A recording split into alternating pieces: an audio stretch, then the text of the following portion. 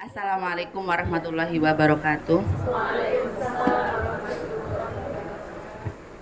Kalau ini nggak usah panjang-panjang karena waktunya mepet, dulu jam 9 ada acara ya Bu ya. Eh, apa namanya? Tadi belum disampaikan bahwa kita sudah masuk filenya. Oleh. Jadi beliau itu eh, memang menggawangi menulis begitu ya, karena dengan menulis itu akan mengabadikan kebaikan. Ini sekalian sambil menunggu slide kita menceritakan CV, membacakan CV tapi tidak ada CV-nya. Tapi saya sudah hafal. Beliau baru pulang umroh, alhamdulillah. Insya Allah semoga kita mendapat keberkahan ya karena baru pulang umroh. Kemudian beliau juga punya ikhtiar membuat travel umroh, nanti kalau yang mau umroh bisa lewat beliau. Dan beliau sekarang adalah leader di Sigma Dai Insani Jawa Tengah sebagai ASM begitu. Belum muncul. Langsung saja nanti biar beliau memperkenalkan diri lebih detail. Kalau ada yang mau ditambahkan, langsung saja saya serahkan kepada beliau. Baik, Bismillahirrahmanirrahim.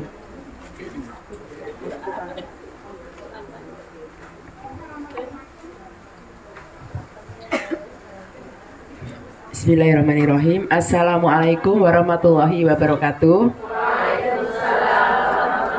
Ya, mohon dinikmati suara saya yang lagi seksi ya.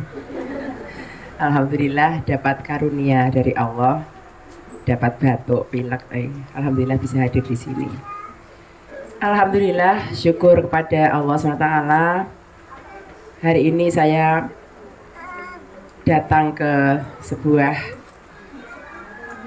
pusat peradaban ya. Walaupun tempatnya belusuk, saya tadi kebablasan, balik lagi mobilnya nggak bisa belok, saya jalan kaki karena khawatir kecemplung itu sopirnya. Jadi, saya sangat terharu ya, Masya Allah, ada seorang ibunda Ustadzah Latifah yang tinggal di Jerman dan masih memikirkan anak-anak bangsa. Bukan hanya anak-anak biologisnya, tapi juga anak-anak orang lain, anak-anak umat Islam. Itu sesuatu yang istimewa menurut saya.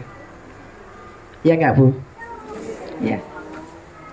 Kalau dipikir-pikir, saya pernah ke Jerman Bu ya, di keliling di 6 kota di Jerman.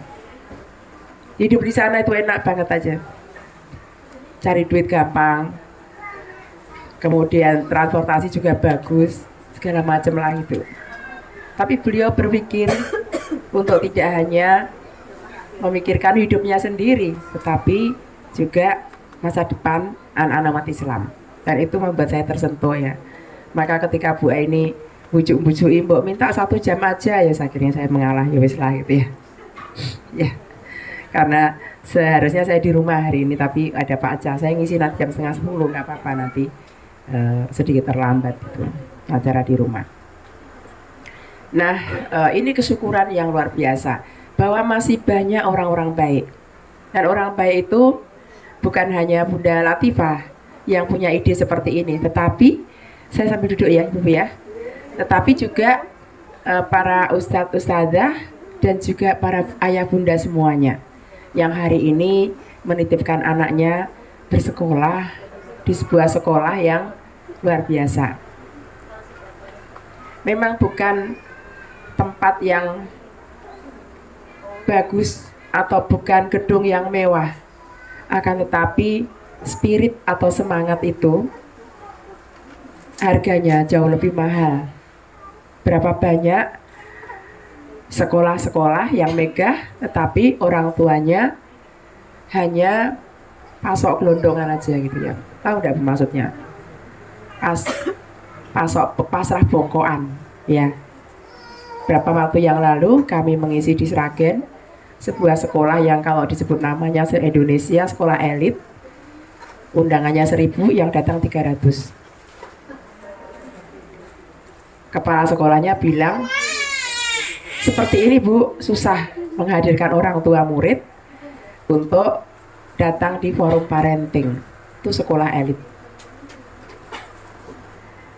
Saya tanya sopir saya, emang yang tengok-tengok di luar itu siapa? Bapak-bapaknya nggak mau masuk, duduk-duduk di luar ngerokok-ngerokok, jajan bakso gitu ya, nggak mau masuk ruangan, padahal di gedung yang mewah. Masya Allah. Makanya seperti ini membuat saya sangat terharu dan tersentuh. Bahkan pendopo ini lebih kecil dari pendopo saya ya, tapi keberkahannya Masya Allah ya. Di rumah juga ada pendopo, dipakai untuk rumah tafid ya, lebih luas dari ini, tapi di sini saya melihat keberkahan yang luar biasa. Maka kebaikan ini kita syukuri dan kita pegangi sungguh-sungguh, karena lingkungan itu sangat mahal. Lingkungan yang baik itu sangat mahal di zaman yang sekarang, di mana serbuan dari dunia maya tidak bisa kita halau begitu saja ya. Nah, ini kesyukuran yang luar biasa. Baik, ya, selanjutnya sholawat dan salam kita haturkan pada junjungan kita Nabi besar Muhammad Shallallahu Alaihi Wasallam beserta dengan keluarganya dan para sahabatnya, para pengikutnya yang setia. Semoga kita dilayakkan untuk terus menjadi pengikut beliau, karena judulnya hari ini adalah menjadi orang tua yang mencintai dan dicintai Rasulullah, begitu ya Bu ya. Nah, saya itu udah bikin, tadi malam itu udah bikin, terus saya tidur, belum belum saya kirim ke Bu Aini. Terus saya lihat lagi pesan jam berapa, 2:30 ya, loh kok judulnya orang kayak proposalnya gitu. Proposalnya tentang berkisah, judulnya tentang mencintai Rasulullah dan dicintai Rasulullah. Akhirnya saya rubah sedikit, makanya saya ngirimnya jam 2:30 atau jam 3, karena saya rubah itu ya, posisinya memang susah tidur karena lagi batuk ya. Dan mohon maaf, sebenarnya kabarnya bagus ya, tapi keluar di sini kotak-kotak. Ya wes rapopo. Jadi nggak support itunya, nggak support untuk Canva ya.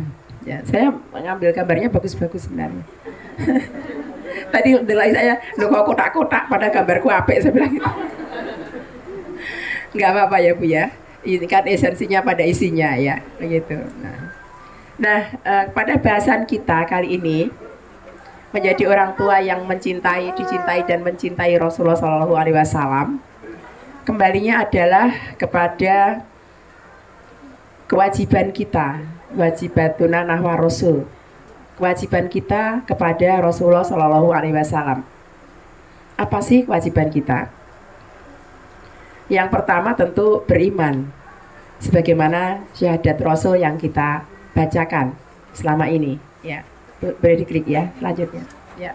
Nah, ini malah rano gambari, ini serah pokok. Nanti kalau saya tunjukkan ibu-ibu, oh apik gitu ya Bu ya. Baik, yang pertama mencintai, mengimani dulu ya, kemudian mencintai. Kita membaca 2 kalimat syahadat asyhadu alla ilaha illallah wa asyhadu anna muhammadar rasulullah. Itu seperti dua sisi mata uang yang tidak bisa dilepaskan.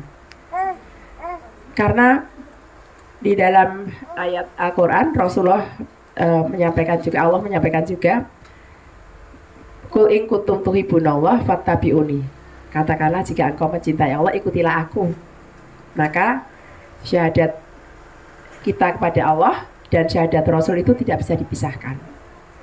Dan ini sepanjang umat Islam itu Allahnya sama, Rasulnya sama, itu masih lurus akidahnya. Ya. Kalau Rasulnya udah beda, wis beda akidahnya. Ya. Al-Qur'annya sama, itu masih lurus akidahnya. Memang ada banyak mazhab-mazhab akidah, mazhab fikih, tapi sepanjang 3 hal itu sama itu, maka akan masih sama. Akidahnya masih lurus. Alhamdulillah. Mencintai Rasulullah itu sampai kalau para sahabat itu pada level mereka itu selalu ngetutke itu memantau Rasulullah itu ngapain aja gitu. Waskat gitu ya. Delok terus itu, diikuti terus itu. Maka Rasulullah itu selalu berhati-hati. Kenapa? Karena pandangan mata seluruh sahabat itu selalu ada pada Rasulullah.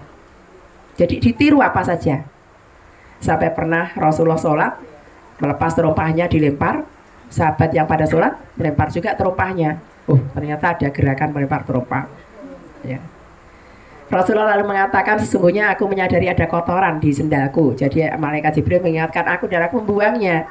Laliane sandalnya rareget, melu-melu membuang. Ya.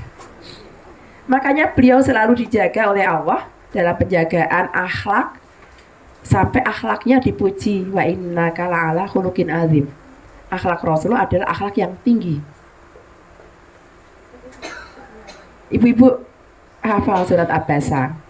Anak-anak kita sudah hafal surat Abasa. Abasa wa tawalla anja'al a'ma. Itu adalah kesalahan Rasulullah yang jadi berkah untuk umat Islam. Rasulullah langsung ditegur oleh Allah kalau melakukan sedikit kesalahan saja. Coba bayangkan Bu ya, beliau ini sedang melobi para pembesar Quraisy. Nah gitu ya, melobi, maksudnya menyampaikan dakwah. Beliau tidak menginginkan harta, tidak menginginkan jabatan, dan tidak menginginkan perempuan. Yang diinginkan adalah orang-orang Quraisy menjadi orang-orang yang beriman.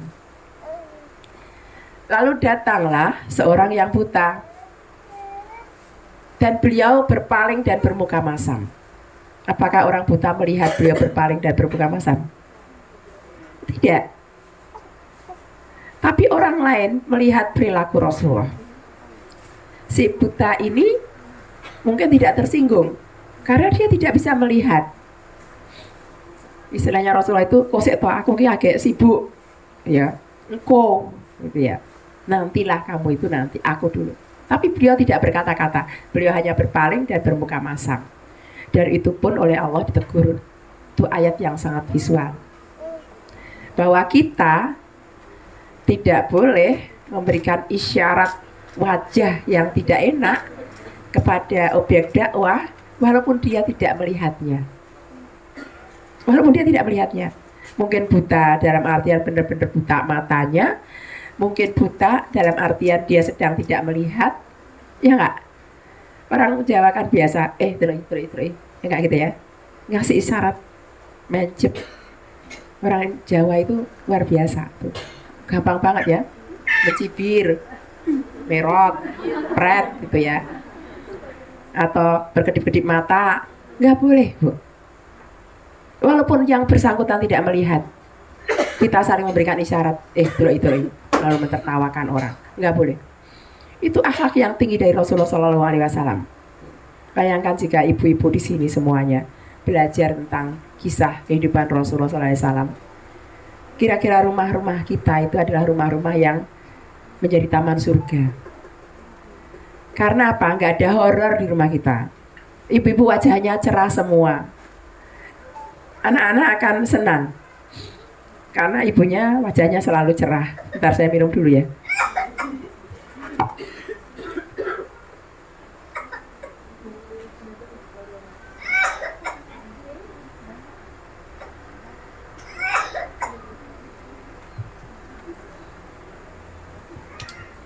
Baik, saya lanjutkan.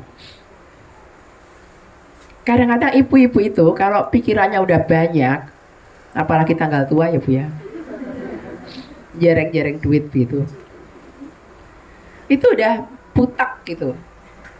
Makanya kalau menurut penelitian, krisis ekonomi itu yang terdampak adalah perempuan dan anak. Ibu-ibu yang mumet mikir jereng duit, anaknya yang diseneni, dibentak-bentak gitu ya. Nah itu jauh dari akhlak Rasulullah SAW, yang mana beliau kalau datang ke tempat istrinya, apakah ada makanan hari ini Aisyah? Tidak ada ya Rasulullah, kalau begitu aku puasa. Jadi nggak pernah mencela makanan. Nek orang no yo wis aku tak poso gitu ya. Tidak mengatakan lah piye kowe kok ora masak gitu. Ya. Kowe iki piye kok ora masak gitu. Tapi langsung mengatakan ya sudah aku puasa. Kalau begitu aku puasa. Jadi puasa sunnah itu boleh niatnya belakangan ya. Kalau puasa wajib harus malam sebelumnya, ya. Nah, itu caranya tentu kita mengikuti Rasulullah. Dan kita tidak mungkin bisa mengikuti Rasulullah SAW kalau kita tidak mengenal kehidupan beliau. Ya.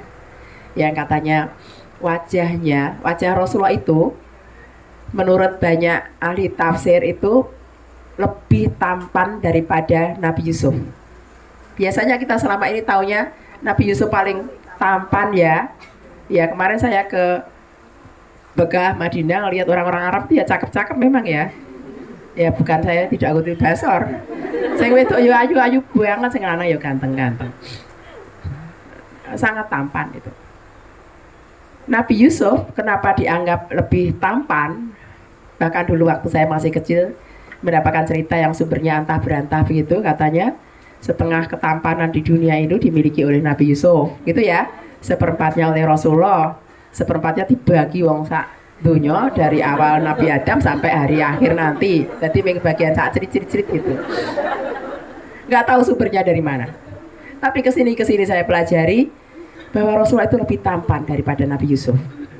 Akan tetapi kenapa Nabi Yusuf lebih menggoda perempuan?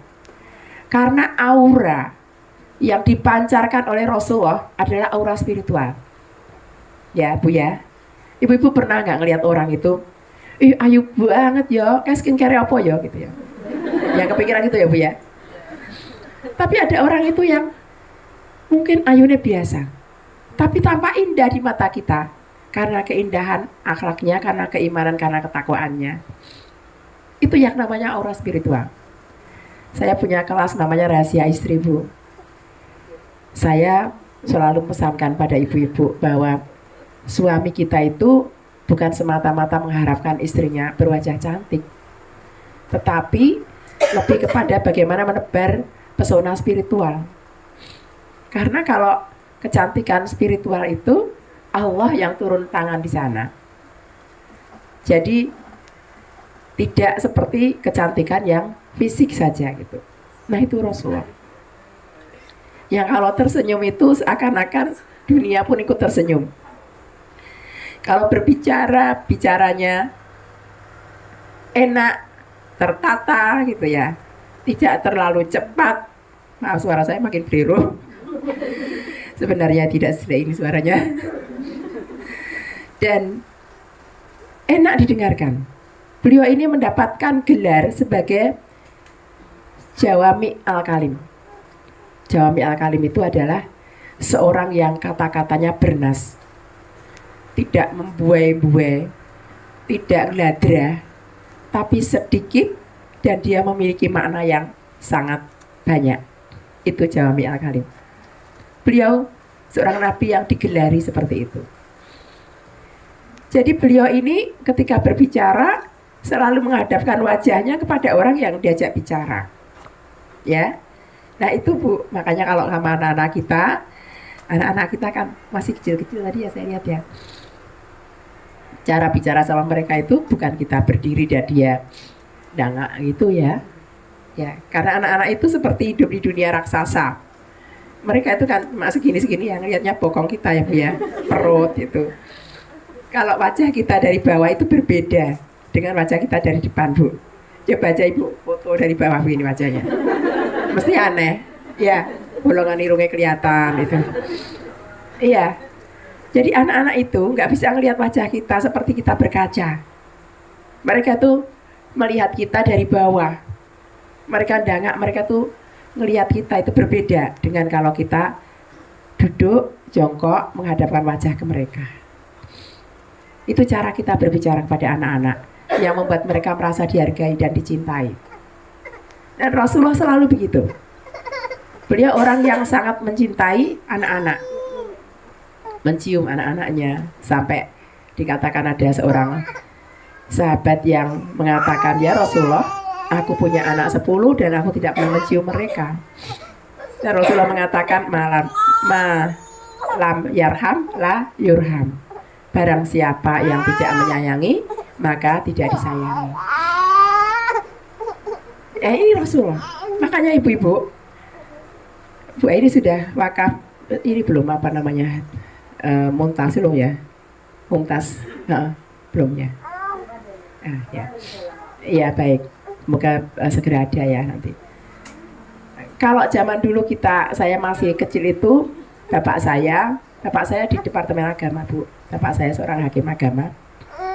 Jadi saya dari kecil itu memang hidup bersama dakwah. Rumah kami itu satu halaman dengan masjid di daerah Merah Wonogiri sana. Sejak kecil, alhamdulillah ditugaskan di dalam seperti itu. Jadi saya terbiasa dengan dunia dakwah itu dari sejak kecil. Saat SMP saya ikut bergabung di PII. Saya sudah pegang pengajian anak-anak. Saya masih SMP, SMA. Ketika saya kuliah, saya punya desa bina. Saya ngajar anak-anak di perumahan, ngajar di desa, ngajar ibu-ibu. Saya masih kuliah waktu itu dan sudah mengisi seminar-seminar. Karena warisan bapak saya yang memang seorang dai.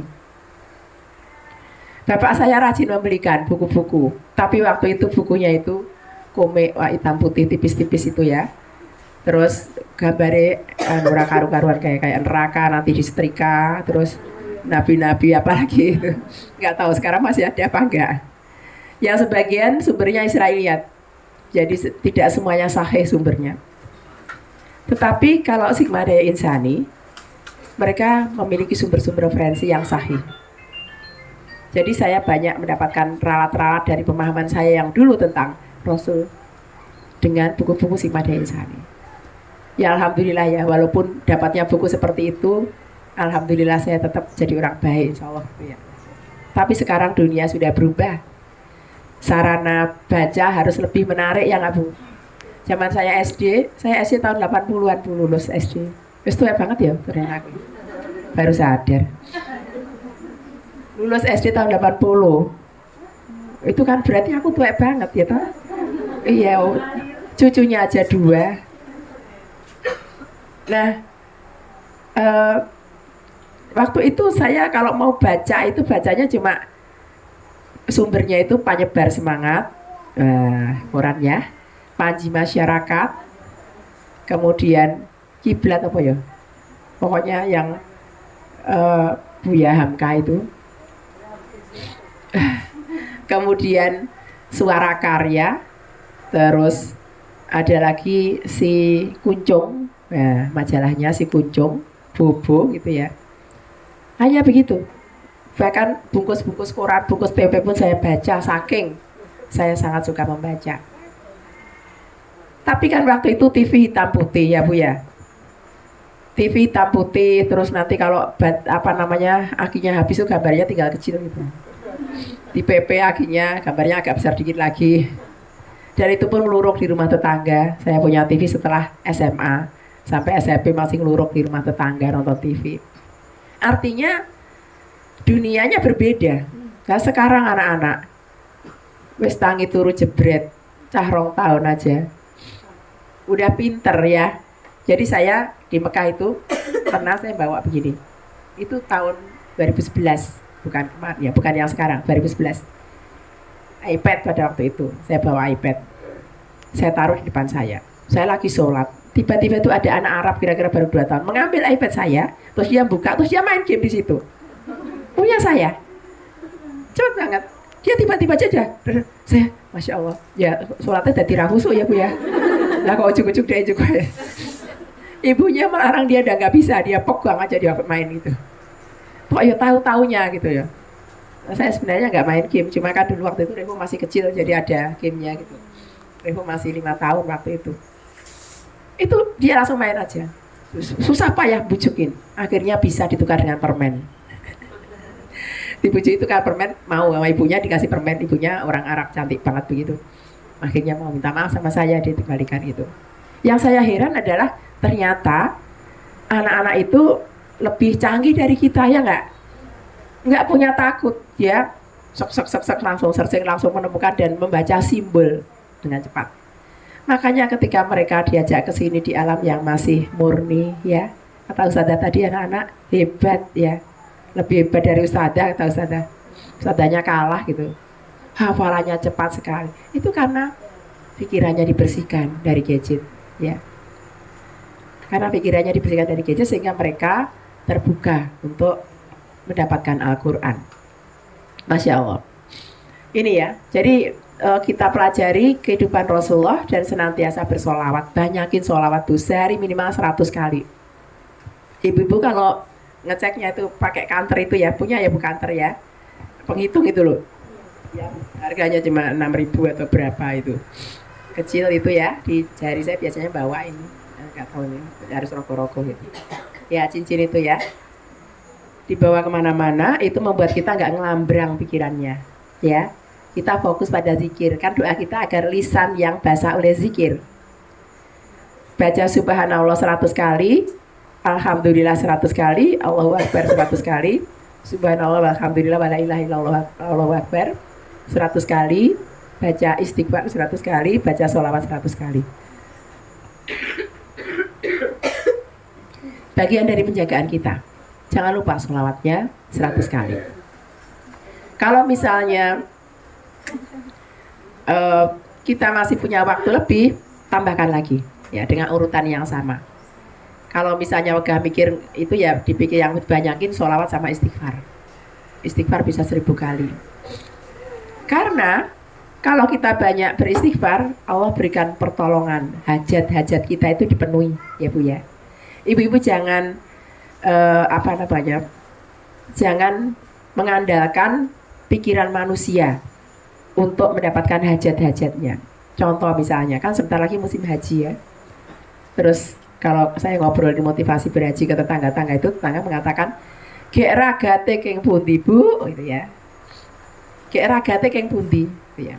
Tuh, saya bilang, orang harus optimis karena ibadah haji itu Allah ciptakan untuk seluruh manusia yang rumahnya jauh maupun dekat dari Ka'bah, yang kaya maupun miskin. Selama dia ada panggilan, maka Allah akan berikan jalannya. Ini namanya Al-Qarni. Apakah ada hubungannya dengan Uwais Al-Qarni? Ya Ustazah. Mungkin ya. Ya Ustazah Latifah ya. Ibu-ibu pernah dengar kisahnya Uwais Al-Qarni? Pernah ya? Yang tinggal di Yaman, yang menggendong ibunya sampai ke Mekah. Yaman ke Mekah itu jauh, dan pada waktu itu padang pasir karena dia tidak punya unta, harga unta mahal. Dia membeli anak sapi 8 bulan. Dia membuat kandang di puncak bukit dan setiap hari naik turun membawa sapinya digendong. Ada yang bilang, seneng ya sapinya digendong. Ya rasa seneng, sapi itu digendong rasa seneng. Sapi itu ya maunya jalan sendiri ya enggak? Sampai beratnya 100 kilo. Ibu-ibu kalau tindak ke Mekah Madinah, mama-mama Arab itu awalnya gede-gede gitu, orang uang telung uang gitu ya, besar-besar. Jadi bayangkan ibunya Uwais Al-Qarni itu ya gede gitu. Makanya dia latihannya sampai dengan sapinya berusia beratnya 100 kilo. Dia kuat menggendongnya. Orang miskin, akan tetapi keinginannya mewujudkan keinginan haji ibunya itu dia lakukan sampai begitu. Saya itu ya kalau melihat begitu sampai sedih. Ya, kenapa saya belum menghajikan ibu saya? Sudah didaftarkan tapi belum keluar jadwalnya. Karena dulu pernah mau saya daftarkan tahun 2010 itu, begitu saya berangkat haji, saya bilang ibu saya, "Ibu tak daftarkan ya, karena waktu itu dananya cuma bisa buat saya." Ibu mengatakan, "Ora sah we," katanya gitu. "Ora sah we, aku wis ora sah munggah kaji." Waktu itu mengatakan begitu. Sehingga belum saya daftarkan. Qadarullah mungkin sekitar 4 tahun kemudian tetangga depan rumah saya itu berhaji. Ibu jadi kepengen. Nek ngono aku daftar no gitu. Akhirnya saya daftarkan, tapi belum dapat giliran. Sedih kalau ngelihat oh ya belum bisa menghajikan orang tua. Nah, jadi ibadah itu Allah berikan pada kita, semua orang itu sanggup untuk melakukannya. Makanya kalau punya mimpi yang tinggi Bu ya, bisa umroh setiap tahun, bisa mengumrohkan anak, istri, suami, tetangga, orang tua gitu ya. Terus dari mana Mbak duitnya? Allah akan berikan. Karena saya kemarin mendapatkan banyak cerita-cerita dari teman-teman yang wow banget gitu ya. Ada salah satu jamaah itu sebulan sebelum berangkat kita adakan manasik, dia minta izin, boleh nggak saya belum mendaftar, saya ikut manasik, saya belum punya duit tapi saya ingin umroh, saya mau ikut manasik dulu. Itu seminggu sebelum manasik dia bilang begitu. Enggak ya, boleh aja, silakan datang ikut manasik. 2 hari sebelum manasik itu dia dapat hadiah motor Bu, 20 juta dari undian di toko dekat rumahnya. Dia mengatakan, Bu Ida saya tunjukkan, ini baru 2 hari saya miliki, mungkin ini jawaban Allah atas keinginan saya. Oh nangis saya Bu, nggak punya duit sama sekali. Terus dia bilang begini, saya lagi cari cara Bu, siapa yang mau memberi motor saya, atau saya cari pinjaman lunak biar saya bisa berangkat, karena ini kan bentuknya barang. Terus 2 minggu kemudian dia ngambil koper, saya tanya gimana Mas, dapat duit gak? Dapat Bu, kami musyawarah keluarga. Terus ibu saya bilang begini, mungkin Mas Wawan ini akan jadi pembuka jalan, keluarga kita bisa ke Mekah gitu, ayo kita bantu bareng-bareng. Adiknya itu punya duit, mengatakan, wis Mas mangkat aku sing ngragati motor murah saat itu, wis seneng aku motor-motor itu. Nek mau balik ini kapan-kapan rambut baliknya ya rapopo. Bayangkan, adiknya duit, mangkat ke masih, adiknya belum pengen mangkat. Ini bukan perkara punya rekening atau tidak, tapi panggilannya itu sangat kuat.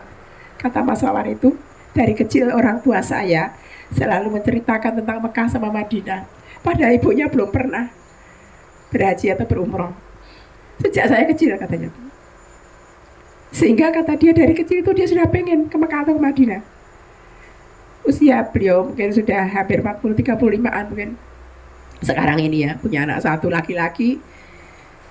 Sepanjang di Mekah, di Madinah itu anaknya itu video call terus, minta ditunjukin mana Gunung Uhud, mana Masjid Nabawi, mana Ka'bah. Anaknya itu pengen ikut, masih kecil itu. Saya ternyuh sekali, Masya Allah.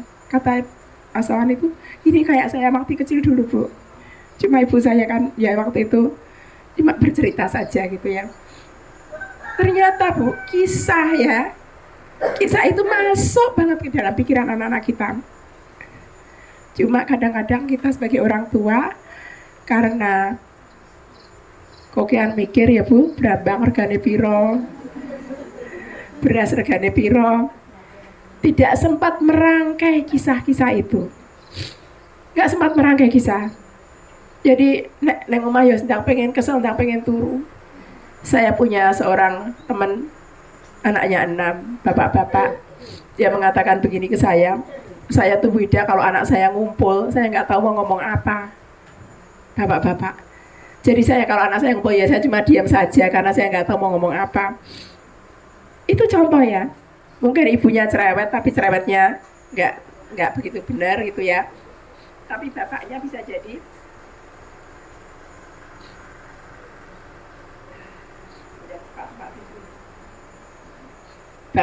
jadi nggak tahu mau ngomong apa. Saya bilang jawabannya itu ada di buku-buku Sigma. Bapak ibu tuh nggak usah mikir, sudah disusunkan kata-katanya, sudah dipilihkan referensinya. Jadi tinggal, ayo kita baca buku bareng. Nah, gitu. Cuma tinggal begitu aja. Jadi anak-anak membaca, bahkan beberapa teman anaknya masih 2 tahun setengah ya. Yang siapa? Bari kayaknya ya. Itu sudah hafal. Jadi dia nunjuk, orang iso moco tapi dia nunjuk aja menirukan ibunya. Rasulullah orang yang dermawan. Nah gitu-gitu. Iya, sudah umur berapa waktu itu?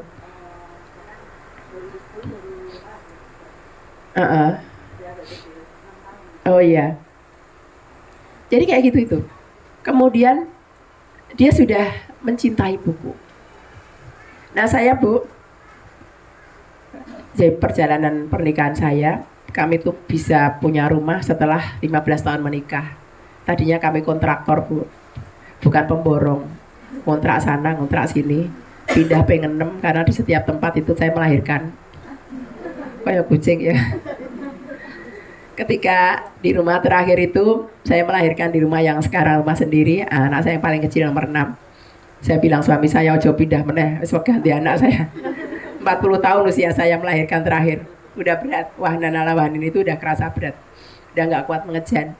Jadi udah tutup pabriknya, jadi nggak usah pindah rumah nanti ganti anak meneh, saya bilang gitu. Dia lahir 2007 Revo itu. Pak Ca 2010 pindah ke Jakarta karena ada tugas. Yang ngajak saya, ayo pindah Jakarta, mau aku ganti anak meneh, saya bilang gitu. Akhirnya beliau yang bolak-balik pulang. Sempat begitu karena saya khawatir punya anak lagi itu. Nah, walaupun saya ngontrak selama 15 tahun Bu ya, tapi saya selalu berpikir investasi buku untuk anak-anak itu rata-rata masuk akal ya. Rata-rata itu kalau kemudian saya setelah selesai pindahan semuanya itu, saya hitung 50 juta ada. Oh iya lah. Wong gaji saya waktu itu 350.000. Apoteker barusan lulus itu bayarnya 350.000. Apotek di mana di daerah mana? Tadinya 150.000, terus jadi 350, terus jadi 700 gitu ya, terus muda terus itu akhirnya saya leren. Kesel, ora cukup digo ganti sekolah anak. Saya pilih dodolan buku sama saya punya toko online ya Bu ya di rumah saya. Akhirnya pilih bisnis saja gitu. Jadi sekarang saya sudah resign dari apotek. Jadi saya mementingkan invest dengan cara arisan pada waktu itu. Pokoknya lunas, arisan mana ganti. Walaupun waktu itu belum ada buku-buku Sigma. Waktu itu mulainya buku-buku Grurier dan seterusnya yang sifatnya. Karena apa? Karena bagi saya menanamkan cinta membaca bagi anak-anak itu penting. Sehingga anak-anak saya 6 itu Bu, kalau pergi kemana-mana di tasnya selalu ada buku. Kemarin terakhir Revo pulang mau ngantar saya berangkat umrah itu, sampai di rumah dia, aduh bukunya ketinggalan kata dia. Buku apa Po? Buku psikologi, aku pinjem di perpustakaan, tebel gitu bagus Mi, malah ketinggalan di kamar kata dia. Oh saya berpikir alhamdulillah ya. Dulu dia itu saking suka bacanya, kalau habis mandi masih kemulan ando itu sudah dodok buka buku Bu. Dan sering dia hilang itu ketiduran di perpustakaan. Moco buku itu jenduk ngantek ketiduran. Anaknya itu sangat terasa Revo seperti namanya revolusi. Cok cok cok penekan melaju nendang gini. Tapi kalau melihat buku dia langsung anteng. Jadi Bu, di antara terapi anak hiperaktif itu membacakan buku. Karena membacakan buku itu menurunkan gelombang otak. Gitu. Jadi memang ada waktunya, memang anak-anak balita itu memang harus bergerak ya enggak? Kayak kucing kecil itu yang melayu-melayu gelut gitu ya. Karena mereka butuh melatih otot-otot mereka. Tapi anak-anak yang super aktif atau hiperaktif itu kadang kesal membuat kita kesel ya toh. Nyawang kita kesel gitu. Ngerti-ngerti semenek, ngerti-ngerti udah apa lagi gitu. Nah itu cara menurunkan gelombang otaknya. Kalau kita mau tidurkan dia sejak sore itu sudah mulai habis maghrib ya ngaji terus baca buku sampai asar selesai itu boleh dia habiskan energinya untuk ya-yaan bal-balan gitu ya, dikuras energinya, tapi turunkan gelombang otaknya dengan ngaji habis maghrib terus habis sisa baca buku sampai dia tidur. Dilanjutkan sebelum tidur itu dengan percakapan bantal atau pillow talk. Ibu-ibu kan tidak bisa 24 jam bersama anak-anak, ya enggak? Ada masa di mana anak-anak kita itu terpisah dari kita. Maka kita menggali bagaimana perasaan, perjalanan emosi mereka, pengalaman mereka hari ini, itu dengan pillow talk. Jadi saya dulu bekerja Bu saya, dari pagi sampai sore. Saya ngajar di UMY, saya pegang apotek 2, ya kayak gitulah, bisa dibayangkan. Kalau pulang itu udah asar, kadang udah maghrib. Maka bagi saya setelah maghrib itu adalah hak anak-anak saya, ngaji dari mereka, kemudian bacakan buku untuk mereka. Dan dari situ saya tahu kadang-kadang hal-hal yang harus saya koreksi dari kehidupan anak saya. Contoh, anak pertama saya itu pernah diajari mencuri oleh tetangga saya. Ya terungkapnya dari pillow talk. Masih 5 tahun pada waktu itu. Dia mengatakan begini, Mi, aku tadi diajak Mbak T jajan, kata dia gitu. Loh kamu apa punya uang? Uang? Enggak, kan diajak Mbak T. Tapi belum bayar, kata dia. Dia nggak kenal aku saat kata mencuri. Loh gimana toh? Ya kita di depan warungnya, Bu siapa? Saya lupa namanya, Bu Yani atau siapa. Kita panggil-panggil orangnya nggak keluar, akhirnya kita ngambil es. Terus kita makan di belakang rumah sembunyi-sembunyi. Kenapa sembunyi-sembunyi? Kan belum bayar nih gitu. Oh subhanallah. Saya tahu karena saya tahu tangga saya ini suka mencuri. Kalau di rumah saya dia ngeliat ada uang, ya bisa gitu. Saya tahu anak kelas 4 SD memang nurun dari bapak ibunya. Bapak ibunya juga sama. Apa barang saya hilang pindah sebelah gitu. Biasa kayak gitu itu. Rumah kontrakan kan susah ya. Pernah pembantu saya makan mangga, saya tanya Mbak aku untuk mangga sekondi, dikasih tangga sebelah. Saya tanya tangga sebelah itu, Mbak kok untuk pelem sekondi, karena dia orang yang pelit jadi nggak mungkin tuku pelem itu. Oh kulo nyolong dari Bu Bambang, kata dia dengan tenangnya. Nah kok nyolong kok Mbak? Lah iya lah kok sombong, tak parani begitu mangkat nyambut gawe aku karo bojoku rono, bojoku golek iwake, aku ngopek peleme.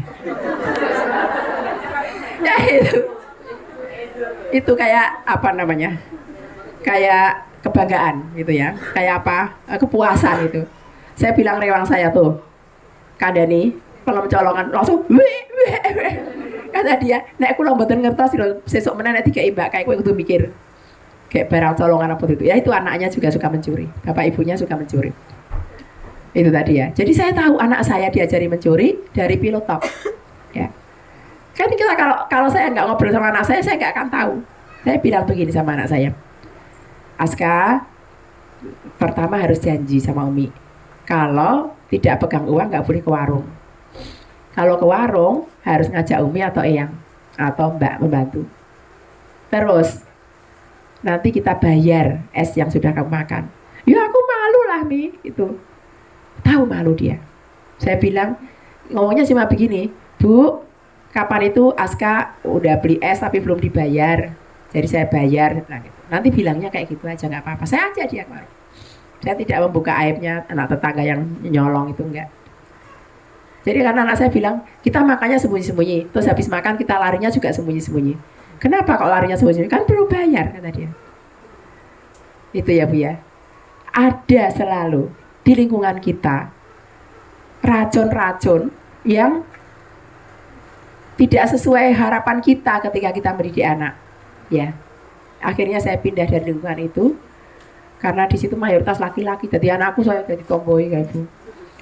Cewek MCG, koncone cewek, loro malahan. Yang liane berapa belas lanang kabeh. Jadi saya pindah dari situ, saya nyari lingkungan yang lebih baik. Saya pindah dekat UIN, lingkungannya mahasiswa UIN, dalan-dalan kabeh gitu ya. Mereka ngajar pengajian dan sebagainya. Di lingkungan itu saya kemudian serat cocok gue karena aku ini. Karena kalau mereka datang, mereka gedor-gedor rumah, Aska ayo main-main itu. Saya kunci pintunya, anak saya tetap meronta-ronta, mau main keluar gitu. Jadi intervensi lingkungan tuh kuat banget. Nah dia bolor cara anak-anak pipit-pitan, bal-balan itu tuh ya. Akhirnya saya memilih pindah rumah. Ngontrak jadi penak ya Bu ya. Ora cocok pindah ngono wae. Kalau membangun rumah harus memilih tetangga dulu. Tapi kalau ngontrak kan angel milih tetangga, duitnya mepet ya. Begitu. Jadi senantiasa bersolawat. Baik, silakan klik lagi. Ya. Nah, mari kita mengundang keajaiban dengan berkisah ya. Klik lagi Mbak, silakan. Ya. Kata kisah itu dalam Al-Quran itu sampai 26 kali. Bahkan ada surat Al-Qasas yang berisi kisah. Ini Quran surat Yusuf ayat 3 ya. Kisah Nabi Yusuf termasuk kisah terbaik dalam Al-Quran, dipuji oleh Allah di sini.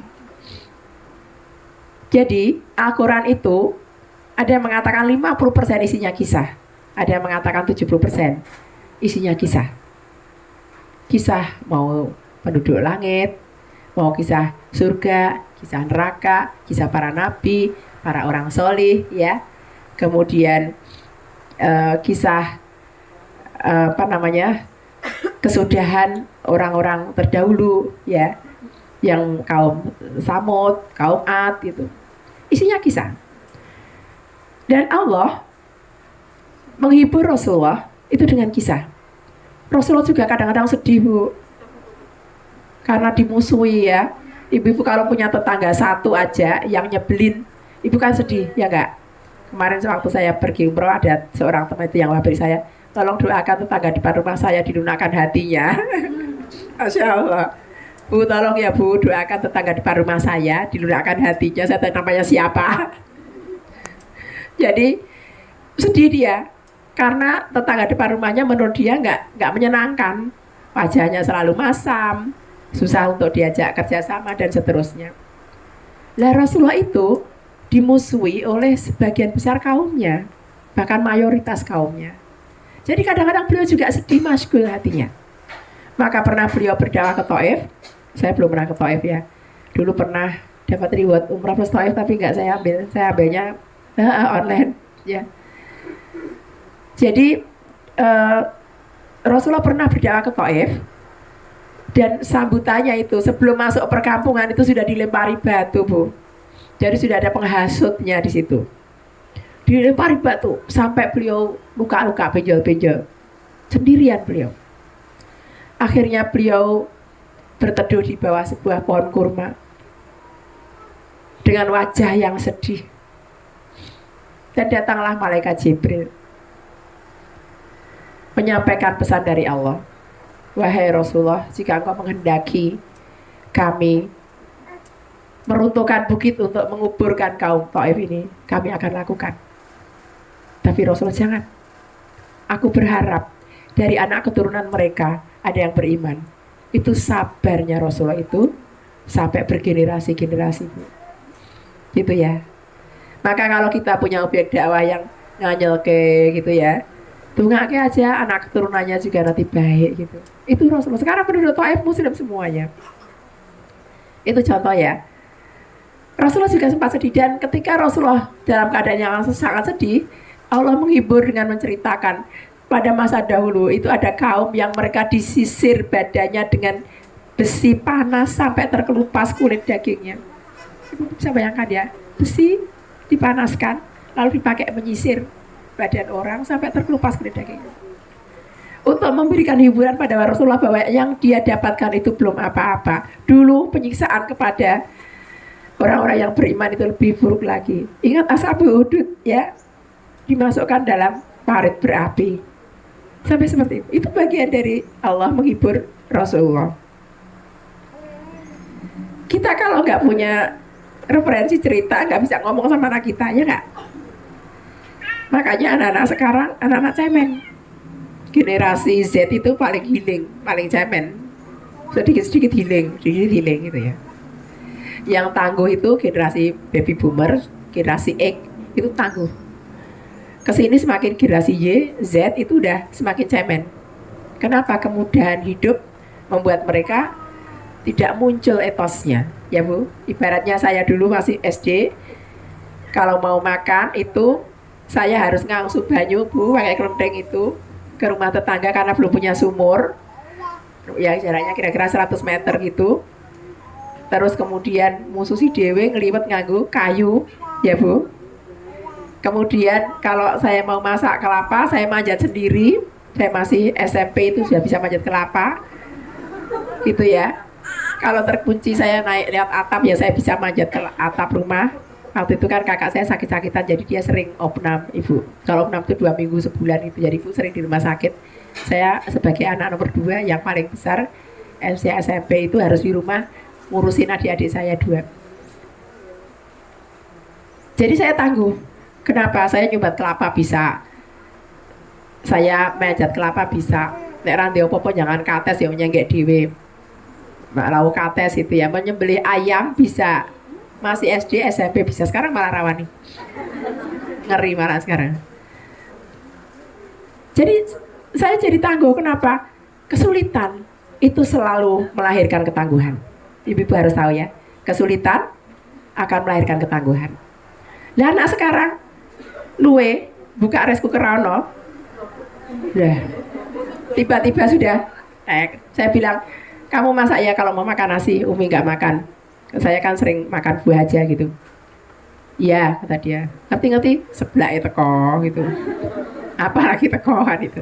Itu anak sekarang. duit gue jajan. Jadi ketangguhannya sudah berbeda. Nah, para nabi adalah orang-orang yang ujiannya paling berat.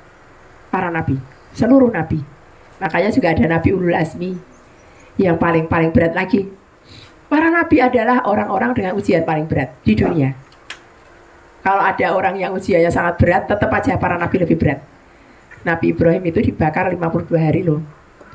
Kayu bakarnya itu, apinya itu tidak padam sampai 52 hari. Sampai beliau itu dilempar pakai ketapel untuk sampai ke tengah apinya. Karena orang rawani ngobrolnya piye gitu ya. Jadi sampai begitu seluruh penduduk mengumpulkan kayu bakar, dilempar dengan ketapel, beliau di situ. Bayangkan, apa sekarang ada orang yang ya ada yang dibakar, tapi kan nganggo bensin ngono kae pisan. Sekarang kita mendengar ya, orang yang disiram bensin lalu dibakar. Nah itu api dan yang melakukannya seluruh penduduk. Ujiannya sangat berat. Nabi Musa sudah diincar sejak masih dalam kandungan, karena pada waktu itu Fir'aun itu tahun ini yang dibiarkan hidup bayi laki-laki, tahun berikutnya bayi perempuan begitu ya.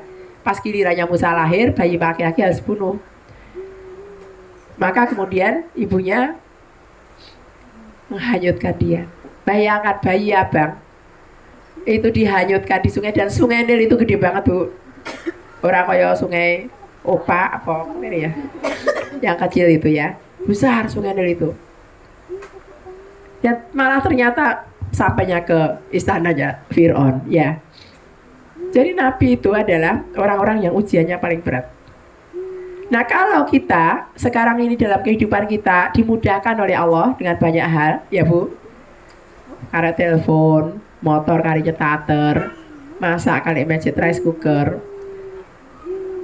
Bagaimana cara kita mengajarkan ketangguhan pada anak kita? Kita ceritakan kisah orang-orang yang mengalami kehidupan yang berat, yaitu kisah para nabi. Biar anak-anak kita itu tidak menjadi pelaku bullying dan tidak menjadi korban bullying. Jadi anak yang santun dan tangguh kalau mereka belajar tentang para nabi. Di sana perlunya ya. Anak-anak hatinya lembut, tersentuh, tapi di sisi yang lain mereka mentalitasnya kuat, mereka tidak cemen ya. Wah mengkoyong ini rapopo, karena apa? Kisah-kisahnya lebih berat. Itu yang cara yang Allah berikan kepada Rasulullah untuk menghibur Rasulullah pada saat Rasulullah sedih kadang-kadang karena kaumnya. Jadi Rasulullah itu bu pernah dilumuri kotoran manusia. Ibu-ibu ada yang pernah dilumuri kotoran manusia? Belum ya? Paling kotoran cicak ya, teplek gitu ya. Sampai Fatimah itu menangis, dibersihkanlah badan bapaknya. Ya Abi, mengapa engkau mengalami yang seperti ini, kata Fatimah. Fatimah ini kan Umi Abiha, ibunya dari bapaknya, karena dia dewasa sebelum waktunya. Fatimah itu sampai begitu, makanya Rasulullah sangat cinta kepada Fatimah. Fatimah menangis dan membersihkan badan Rasulullah yang dikasih kotoran manusia. Rasulullah difitnah sebagai orang gila, sebagai ahli sihir, diusir, bahkan yang paling ekstrim terakhir mengalami makar, mau dibunuh ya, sampai akhirnya harus hijrah karena sudah rapatnya sudah bulat bahwa 10 pemuda terbaik dari setiap kabilah akan bareng-bareng menancapkan tombaknya kepada Rasulullah, sehingga Bani Hashim ini kalau mau menuntut balas nggak bisa. Bawang 10 gitu ya, tanggung jawab tanggung renteng seluruh kabilah. Karena kalau hanya satu yang membunuh, maka mereka hanya akan berhubungan dengan satu kabilah, tapi yang memusuhi 10 kabilah, ya kan? Makarnya sampai begitu. Nah, kita tahu bagaimana sahabat Ali sangat tabah hatinya, pemberani ya. Ali itu orang yang sangat lembut hatinya, tapi paling pemberani, masya Allah ya. Dan kalau kita melihat sahabat-sahabat yang tercelup oleh Islam, itu hatinya menjadi lembut bu. Contoh Umar bin Khattab. Umar bin Khattab itu dulu garang, bahkan setan aja takut sama dia kan. Istilahnya setelah dia beriman itu kalau dia mau ketemu papasan sama setan, setannya nyingkir. Peti ya Bang Mar. Badannya tinggi besar dan orang-orang takut karena dia selalu megang pedang mana-mana. Ketika hijrah orang lain sembunyi-sembunyi, Umar mengatakan, "Weh, siapa yang istrinya mau jadi janda, anaknya mau jadi yatim, cegat aku besok mau hijrah. Umar memberani, dan beliau diikuti oleh orang-orang yang penakut, sehingga mereka selamat berhijrah sama Umar. Tapi setelah kena Islam, tercelup oleh Islam, hatinya sangat lembut. Umar sering menangis menyesali dia pernah membunuh anak perempuannya. Dan Umar menjadi khalifah Al-Faruq yang sangat bertanggung jawab kepada masyarakatnya. Masya Allah, itu adalah celupan Islam. Pada anak-anak kita sampaikan kisah-kisah demikian. Sehingga mereka ini tidak hanya pengen taunya Doraemon, Upin Ipin, apalagi Bu? Sekarang apa tuh Boboiboy, saya udah nggak pernah nonton TV lagi. Apalagi sekarang kartun-kartunnya SpongeBob. Anak-anak tidak lagi mengenal itu, tetapi anak-anak kenalnya adalah sahabat-sahabat yang dijamin masuk surga dengan semua keindahan akhlaknya. Ya enggak? Masya Allah ya kalau kita bisa demikian. Ibu-ibu, lah gimana Bu, saya aja nggak tahu ya, makanya cuma kita bacakan aja ya. Kalau berat membeli sendiri, sekolah bisa mengadakan, bisa dipinjamkan ke orang tua murid bergiliran, sehingga tinggal bacakan pada anak-anaknya. Ini ya, lanjutkan Bu, silakan. Nih, Allah mendidik Rasulullah dan Rasulullah mendidik sahabat dengan kisah. Rasulullah itu suka berkisah ya. Beliau menceritakan tentang 3 orang yang bersedekah. Tidak ada yang keliru dengan sedekah. Di antara kisah beliau itu kan ada seorang laki-laki yang keluar malam hari mau bersedekah diam-diam. Ternyata dia salah, dia bersedekah pada orang kaya. Orang mengatakan, "Kowe salah sedekah, kok malah sing dikei wong sugih." Kemudian ternyata orang kaya itu yang tadinya pelit menjadi dermawan gitu. Ini yang mempraktekkan ini ada teman saya namanya Umi Sepri. Beliau juga seorang ahli sedekah. Jadi seperti ini contoh ya Al-Quran ya. Beliau ini suka mewakafkan Al-Quran. Beliau punya murid ngaji ibu-ibu sosialita gitu, bagi Al-Quran sama beliau. Umi Sepri itu. Ini ibu-ibu, ini Al-Quran ya, wakaf dari saya. Bukan. Wakaf dari saya, kata beliau. Dan apa yang terjadi? Ibu-ibu orang kaya-kaya itu ketika dikasih wakaf Al-Quran, kemudian bertanya, "Ustazah ada program wakaf ya?" "Iya ada, saya kirim kemana. Saya nitip 50, saya nitip 100, saya nitip gitu." Jadi sedekah itu nggak ada yang salah, pada orang kaya juga boleh. Ternyata bisa melunakkan hati orang kaya menjadi dermawan, gitu Bu ya. Lalu besoknya laki-laki itu keluar lagi, dan ternyata dia salah bersedekah pada pelacur. Dan orang-orang mengatakan, salah ya sedekah. Misalnya lebih penting marbot, misalnya lebih penting siapa lagi, kenapa pelacur dia? Dan ternyata si pelacur menjadi bertobat.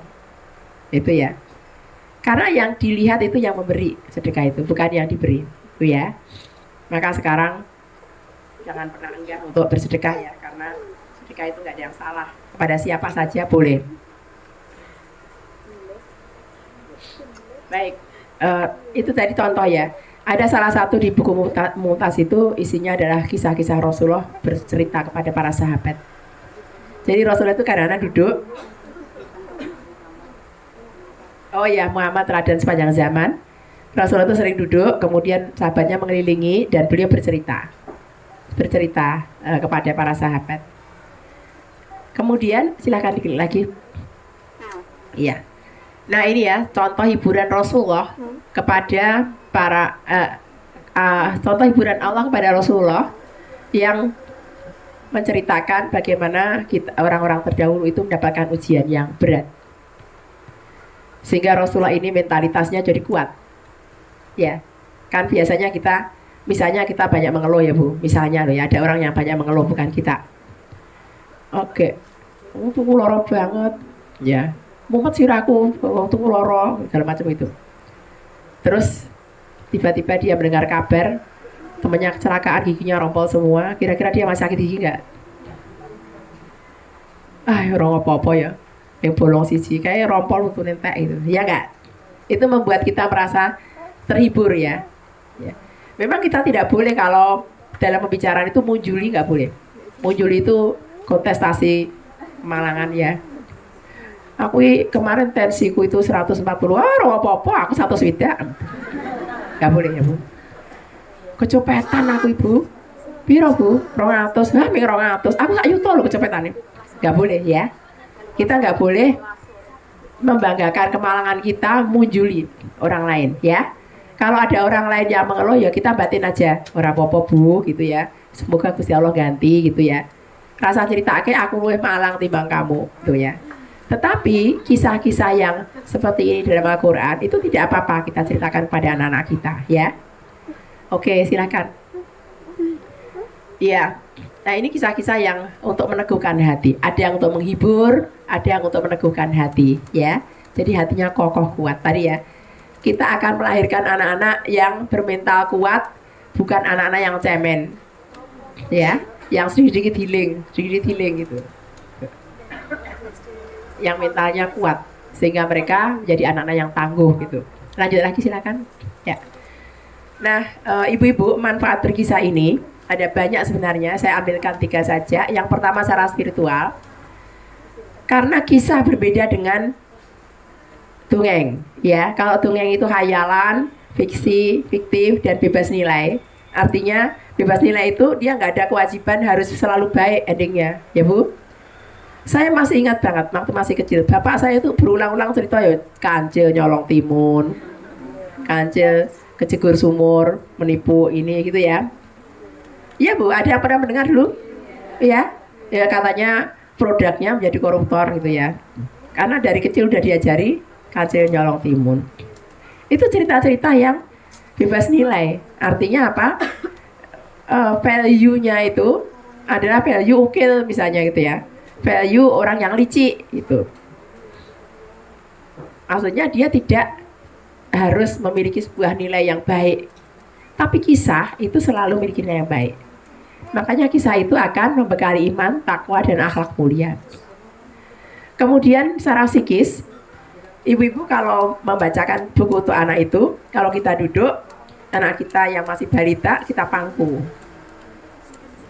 sambil dipeluk, sambil dibacakan. Oh, itu nyaman banget mereka. Kalau kita sambil berbaring, ya kita tidur begini di sini ya, kemudian kita baca bareng-bareng. Oh, mereka nyaman sekali seperti itu. Ya. Dulu anak saya banyak ya, kalau udah gitu yang ngubung yang kono, yang kene, yang dure, dan seterusnya gitu ya. Ada yang dapat sikil, kok seneng gitu. Anaknya oke, anaknya 6. Ya. Mereka udah pegang, dapat kaki udah seneng gitu ya udah. Habis saya bacakan cerita, lah mereka kumpul di sekitar saya. Itu. Jadi itu bonding yang sangat kuat. Saya punya cerita tentang bonding ini Bu, yang saya alami tahun berapa ya, waktu itu saya ada acara di daerah di luar Jawa, di Samarinda kalau saya tidak salah, seminar gitu ya. Terus ada seorang ayah itu yang di sesi tanya jawab, dia bertanya dan pertanyaannya itu mengejutkan saya. Dia bilang begini, ini tahun 2000 berapa, saya belum pindah sini ya, 2005 mungkin 2004 ya, saya masih tinggal di daerah Gendeng itu. Orang ini mengatakan, Bu, Ustazah, boleh nggak saya menitipkan anak saya 2 bulan saja? Atau Ustazah keberatan? Ya 1 bulan tidak apa-apa. Anaknya usia berapa Pak? 26 tahun katanya. 26 tahun. Lah kenapa kok mau dititipkan saya? Nah, dia bercerita sambil menangis. Katanya, saya dan suami saya dan istri saya, kan bapak-bapak, adalah orang yang ikut mengalami proses berhijrah di awal-awal tahun 80-an itu. Memiliki kesadaran Islam yang baik. Tapi dia mengatakan, kami ini Bu, sejak sebelum ada sekolah-sekolah IT, sekolah-sekolah seperti ini, kami selalu mencari sekolah yang terbaik untuk anak kami. Kami tidak mengajarkan musik pada anak kami. Kami mengajarkan Al-Quran. Sampai saya membuat 12 lagu nasyid untuk anak saya, biar anaknya bisa nyanyi-nyanyi yang bagus itu.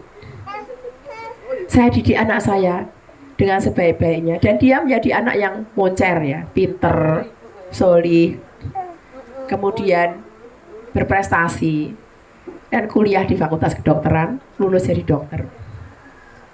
Sampai dia lulus itu ya semuanya baik-baik saja.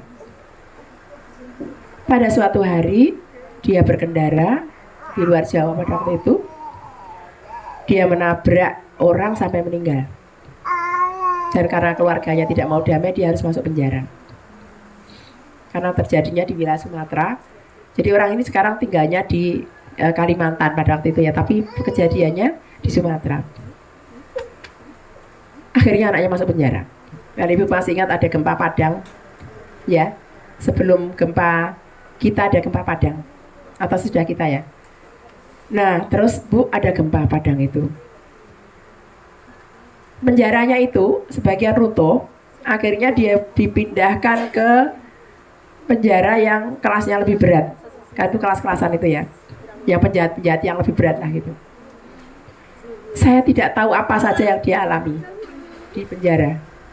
Baru 2 bulan yang lalu dia keluar dalam keadaan stres.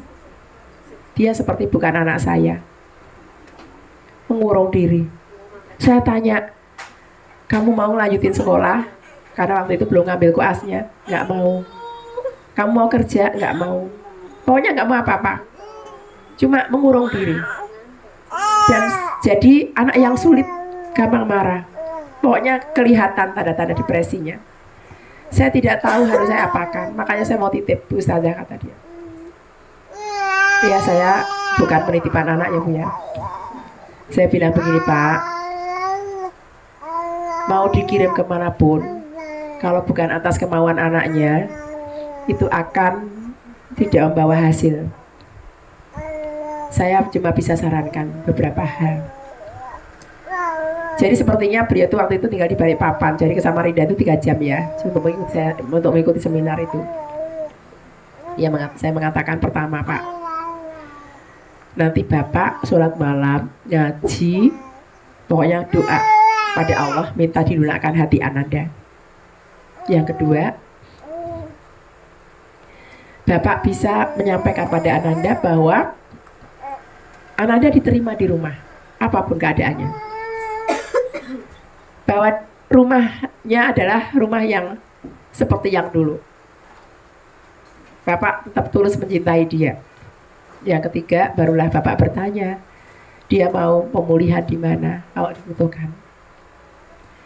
Hari Senin saya pulang, hari Selasa dia WA saya. Waktu itu masih SMS teknologinya. Ibu, saya boleh telepon? Oh iya, silahkan. Maaf, saya agak terlambat ngabari.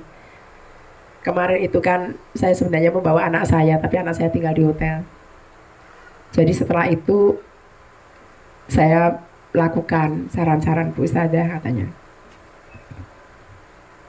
Saya sholat malam, saya ngaji, saya berdoa. Terus besoknya hari Senin saya berkendara sama anak saya pulang ke kotanya, 3 jam perjalanan.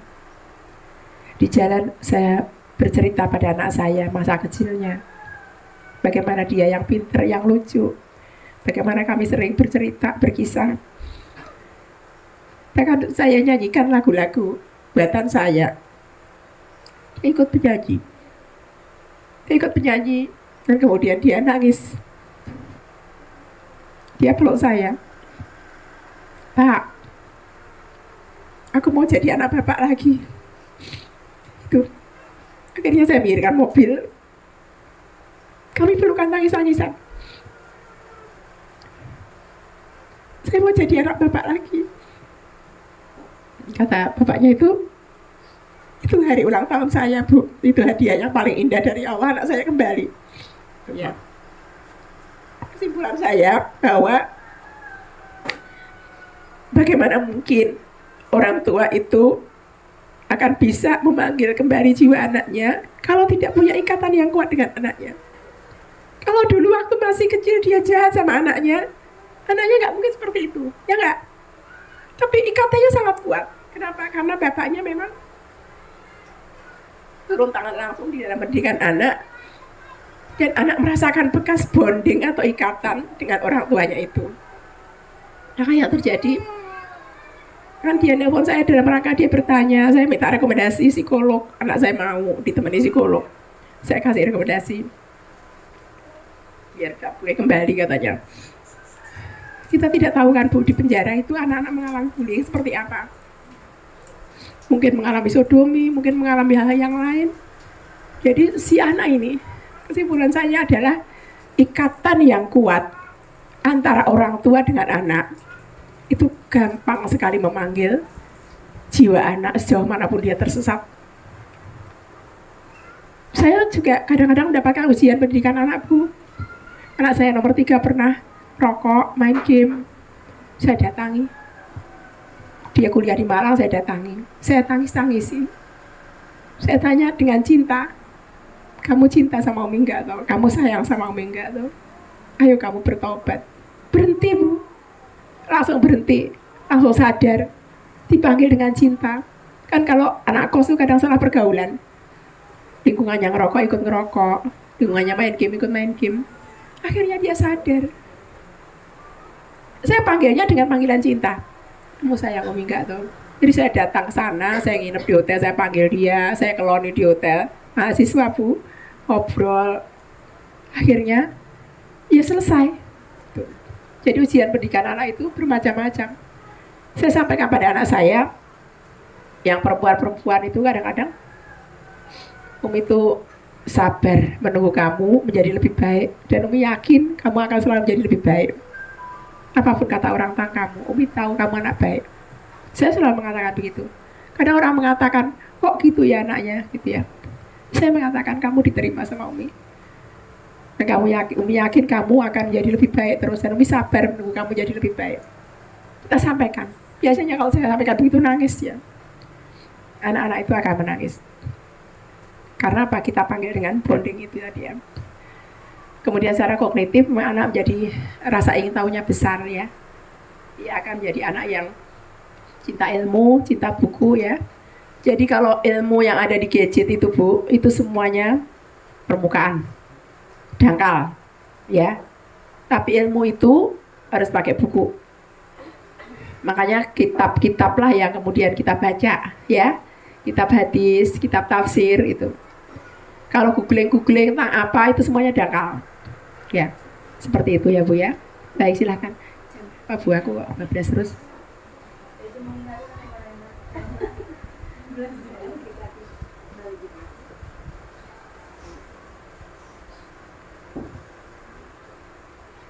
Masih ada kayaknya slide-nya. Masih ada ya.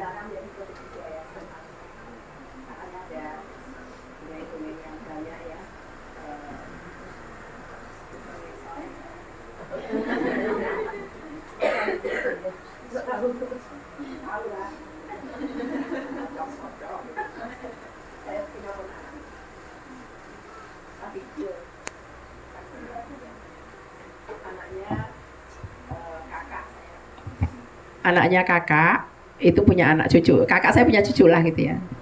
Cucunya itu masih 3 tahun pada waktu itu. Karena bapak ibunya kerja dititipkan ke neneknya. Dan neneknya itu karena orang yang tidak mengerti agama, jadi anak ini ceklik gadget. Terus anak ini nggak tahu bagaimana senengannya nonton pocong-pocong. Jadi cah 3 tahun itu nontonnya video-video pocong. Ketika saya ketemu iki cah ngomong, iki nganu nonton pocong, senengannya nonton pocong. Masya Allah gitu ya. Jadi bahwa kalau orang nggak punya pendidikan itu, nggak ngerti dasar-dasar agama itu, mengisi anak dengan sampah, ya. Harusnya anak lebih kita kenalkan pada malaikat, ya. Malaikat-malaikat, bukan kepada pocong, genderuwo dan sebagainya, ya Bu ya. Itu contohnya. Aduh, ini PR bagi saya. Ya PR untuk kakak saya sendiri gitu ya. Jadi sebenarnya besan dia yang dititipin itu, kakak saya juga kerja. Jadi besannya dititipin cucu dan gawinnya dideloi pocong itu tadi. Sedih saya. Baik, lanjutkan. Ya. Iya. Nah, yang lebih penting lagi, kisah itu sebenarnya untuk mencegah kekafiran. Misi yang paling penting dalam pendidikan anak itu kan membawa anak pada tauhid. Ya Bu ya. Membawa anak pada tauhid. Maka orang tua kalau bisa membawa anak pada tauhid, maka itu mungkin sudah 99% selesai dia mendidik anaknya. Karena tauhid ini akan membuat seorang berakhlak mulia, menjalankan ibadah dengan baik dan seterusnya. Tuh. Makanya ya bunayya la tusyrik billah. Perintahnya adalah bagaimana anak kita tidak syirik kepada Allah. Ya untuk mencegah kekafiran. Lanjut lagi. Kemudian, nah ini ya kisah-kisah yang utama untuk kita pelajari adalah Nabi dan Rasul. Karena mereka adalah insan panutan yang ujiannya paling berat di dunia. Para solihin dan sahabat Rasulullah, sejarah peradaban Islam, kesudahan umat terdahulu, dan kisah berisi nilai kebaikan. Jadi karangan manusia juga boleh Bu, tapi harus yang bernilai, gitu ya. Kalau karangan manusia nggak bernilai nggak boleh. Kalau sekarang ini karena saya masuk di dunia kepenulisan, banyak sekali cerita-cerita sampah gitu yang beredar, buku-buku sampah yang nggak ada nilainya gitu, banyak sekali itu. Nah maka kita membeli buku itu harus yang yakin bahwa itu aman pada anak kita. Anak saya dulu suka komik. Kalau mereka beli komik saya harus ngecek dulu, karena udah dibeli saya ngecek loh isinya kayak ini gitu ya. Langsung saya bilang tidak boleh dibakar ini gitu, karena suka baca komik. Jadi saya ikut mau komik Bu jadinya waktu mereka masih SD, karena mau ikut membentengi. Akhirnya saya kasih yang boleh yang judul ini, judul ini, judul ini gitu. Serinya itu Silpit itu tentang penunggang kuda. Serinya apalagi gitu ya, itu boleh. Karena habis pinjam lagi, setiap minggu pinjam lagi gitu. Banyak, karena mereka sangat suka baca. Jadi kalau hari Sabtu boleh pinjam, minggu dikembalikan. Minggu sore dikembalikan, pinjam komik. Maka saya harus ikut meneliti satu persatu. Mana yang kemudian cocok untuk mereka ya, kayak komik Shinchan kan komik kurang ajar ya Kak. Ya contoh ya, itu kan komik orang dewasa, lalu orang dewasa, tapi anak-anak kan sepertinya seneng aja dengan Shinchan itu. Oke, lanjut lagi.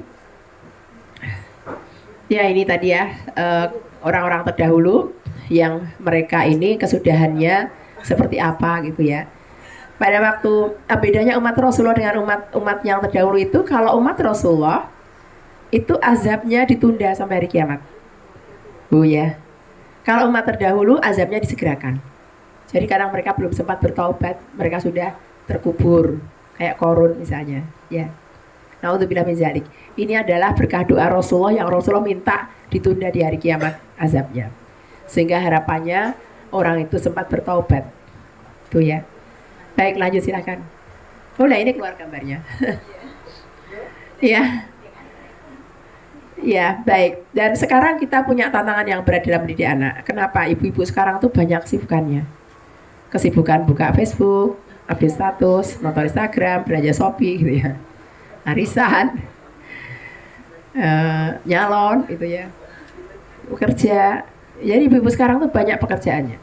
Nggak seperti ibu-ibu zaman dulu. Ibu saya kan cuma dodol di rumah. Jadi marung di rumah ibu saya itu. Ya anaknya pulang itu langsung diopeni. Waktu ibu saya bilang mau jadi karyawan pabrik air mancur, bapak nggak boleh. Bayarnya piro tak bayar, wae kata bapak. Bapak saya tuh gitu. Kok anaknya darah mesti didik. Masya Allah gitu. Jadi sekarang ini orang tua sangat sibuk dan mereka kurang bekal mendidik anak. Sementara di sisi lain ada sihir gadget. Saya katakan sihir Bu ya. Anak itu kalau udah terpapar gadget jadi gampang tantrum, gampang ngamuan, ya sampai seperti itu. Nah makanya orang tua harus pandai untuk memainkan perannya di dalam mendidik anak ini. Baik, klik lagi. Ya, dan ini ya PR kita nih. Langkah utama mendidik anak adalah mendidik orang tua. Jadilah orang tua yang terus belajar. Ibu-ibu di sini bagus. Ibu mau datang di acara parenting, ikut seminar-seminar dan seterusnya ya. Karena dunia berkembang terus, saya pun belajar Bu. Saya sekarang masih kuliah. Saya mau tunjukkan ke anak-anak saya, walaupun saya sudah tua, sudah pensiun, tapi saya masih kuliah, saya masih belajar. Jadi anak-anak saya juga suka belajar. Yang nomor 3 barusan lulus, dia mengatakan, doakan ya Mi aku bisa ngambil spesialis. Alhamdulillah, istirahat dipikir kari bicara nih, dokter. Yang nomor 2, walaupun dia sudah lama lulus S1, tapi dia masih ikut kursus. Dia ikut kursus bahasa Arab, kursus bahasa Jepang, dia ikut kursus apalagi macam-macam online. Setiap hari dia juga belajar. Yang nomor 1 juga begitu, sudah bekerja tapi dia terus ikut acara-acara kelas-kelas online. Yang nomor 4 masih mau lanjutin S2, masih kerja. Yang nomor 3, yang nomor 5 masih kuliah. Jadi anak-anak melihat orang tuanya suka belajar, maka mereka pun suka belajar. Kalau anak-anak melihat orang tuanya suka masak, ya mereka kan jadi suka masak ya. Ya belajar itu memang bentuknya macam-macam. Kemudian hadirkan rumah, sekolah, dan lingkungan sebagai wahana pendidikan. Rumah kita harus menjadi madrasah, pertama bagi anak-anak kita. Caranya ibu harus punya sesuatu yang disampaikan pada anak. Karena barang siapa tidak memiliki sesuatu, dia tidak bisa memberi. Ya, mau ngasih apa, kamu gak punya apa-apa. Makanya kita belajar biar kita punya sesuatu untuk kita berikan pada anak kita. Dan yang sangat penting adalah kita mengharapkan rahmat Allah. Jangan mengandalkan tangan kita, pikiran kita, kekuatan kita, harta kita untuk mendidik anak. Doa itu lebih kuat. Rahmat Allah yang akan melunakkan anak kita menerima hidayah. Dan terus diberikan kebenaran hati untuk mereka melakukan kebaikan. Ini PR kita bersama ya. Baik, lagi Kak. Oh ya, ini beberapa referensinya yang tadi saya sampaikan. Ini buku yang paling saya rekomendasikan, Muhammad Teladan Sepanjang Zaman. Isinya bercerita tentang Rasulullah semuanya. Jadi detail, gambarnya bagus dan menceritakan banyak hal tentang Rasulullah sejak lahir sampai beliau wafat. Buku terakhirnya yang wafatnya Rasulullah, kalau dibaca udah nangis berburai-burai. Dulu namanya Mute, Muhammad Teladan. Sekarang Muhammad Teladan Sepanjang Zaman. Ada teman saya seorang owner sekolah besar itu yang kalau pesan ke saya, aku pesan Mute kata dia, wis ora ono mbak, onone Mumtaz. Podo ra isine, podo. Aku pesen telu kata dia. Aku ora nemu buku sing nek maca marake nangis kata dia. Jadi itu Bu Lilik bias itu. Iya. Aku ora nemu buku sing nek maca marake nangis. Gitu. Iya, jadi subhanallah. Orangnya keras itu, tapi beliau ini mengatakan kayak orang nemu buku kayak Mute nek maca marake nangis. Nah, sekarang namanya Mumtaz Mbak. Beli dia. Baik, kemudian referensi selanjutnya adalah coba klik. Ini ya Rasulullah teladan utama. Kalau ini tematis akhlak Rasulullah, ayah penyayang, dermawan dan seterusnya. Kalau tadi kan kronologis, kalau ini tematis.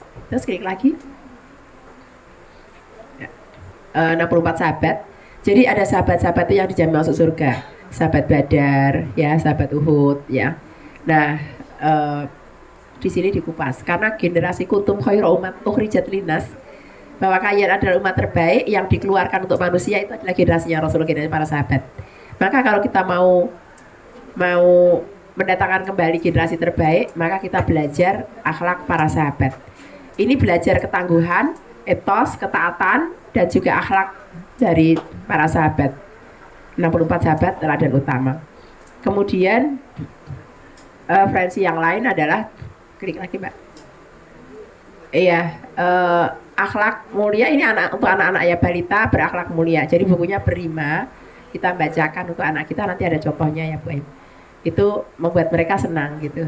Bukunya tebal, jadi kalau dibalang-balang ke ora apa-apa, ora rusak. Dikumbanyu ya ora rusak. Namanya book ya. Itu anaknya biayaan KB itu. Bukunya masih utuh bukunya, walaupun anaknya lanang-lanang tuh anaknya. Itu sisi apa loro Bu? Dua ya. Baik. Lanjut lagi. Dan ada ini untuk anak SD ya, buku Pintar Iman Islam. Banyak orang tua itu nggak tahu gimana sih cara mengajarkan rukun iman pada anak, gimana caranya mengajarkan rukun Islam pada anak, dan disinilah disampaikan. Jadi orang tua itu kurikulum mendidik balik agar anak sampai pada balik itu dengan buku Pintar Iman Islam. Tinggal macake saja. Ayah bunda ajari aku tentang Allah. Ayah bunda ajari aku mengenal Rasulullah. Ayah bunda ajari aku sholat. Ayah bunda ajari aku berzakat, seperti itu. Bagus bukunya. Lanjut lagi. Terus ini adalah buku Ada Rasulullah di Rumah Kami. Ini ceritanya Abah Ihsan dan anak-anaknya. Alhamdulillah, Masya Allah, Barakallahu Fik. Ya, pokoknya ibu-ibu kalau punya kesadaran itu segera ditangkap. Karena kalau nggak segera ditangkap, sesuk bendok tuku mas-masan. Ya, beli mas-masan. Nek gamis kan murah. Iya larang deh. Iya. Jadi segera diwujudkan. Itu kayak mau sedekah itu loh. Kita mau sedekah itu nek randang dilakoke, engko dikurang-kurangi terus. Ras itu. Jadi ada lintasan kebaikan itu langsung dilaksanakan ya Bu ya. Langsung silahkan. Kemudian ini ya referensi tentang tadi ya ini akhlak Rasulullah di rumahnya Abah Ihsan, Baihaqi. Lanjut lagi. Terus ada lagi ini yang 24 Nabi dan Rasul. Jadi kisah-kisah Nabi dan Rasul ini ada generasi pertama umat manusia, tantangan umat pembangkang dan seterusnya. Jadi saya paling senang mengupas kisah Nabi Yusuf alaihissalam. Kenapa? Di sana itu ada proses bullying yang sangat berat yang dialami oleh Nabi Yusuf. Sampai beliau dimasukkan ke dalam sumur, ya. Kemudian beliau mengalami fitnah, akhirnya masuk penjara. Ya, itu Nabi Yusuf. Tapi beliau adalah seorang yang sangat pemaaf. Anak-anak itu kalau kita tidak ajari pemaaf, hidupnya menderita sepanjang dendamnya. Karena kemarin saya dapat kasus Bu, saya konselor keluarga ya Bu, tadi malam ditelepon orang dari jauh manggil saya, Bu tolong ya pergi ke sini. Itu kota yang kalau saya ke sana harus naik pesawat 3 kali. Saya siap ngeragati katanya. Saya minta bidan Pak Caca datang sini. Oh Pak Caca sakit nggak bisa bangun. Terus dia minta segera Bu. Jadi istrinya itu ngelihat suaminya beberapa kali berkhulwat sama perempuan, naik mobil barengan, ngamuk, sampai setahun masih ngamuk. Sampai mengusir suaminya dari rumah. Dan kalau ngelihat suaminya itu badannya panas, kepalanya panas. Jadi kalau suaminya di rumah beberapa waktu aja sudah ditampar-tampar sama dia, dipukul-pukul. Itu ya Bu ya. Itu perempuan yang bukan perempuan, itu orang yang nggak bisa maafkan. Jadi dia udah begitu sakit hati, maka dalam banget sakit hatinya. Kita kan maunya anak kita gampang memiliki resiliensi yang tinggi. Resiliensi itu sifat untuk kembali stabil dan menjadi lebih baik lagi. Itu. Nah, kisah Nabi Yusuf itu sangat bagus. Baik, lanjut lagi kayaknya udah rampung deh. Ya. Baik, teman-teman bisa bergabung dengan saya di grup Facebook Wonderful Parenting karena saya sudah penuh pertemanannya. Jadi kalau di Wonderful Parenting ada sekitar 10.000 orang bisa bergabung di sana ya. Matur nuwun itu aja Bu ini, semoga manfaat. Assalamualaikum warahmatullahi wabarakatuh.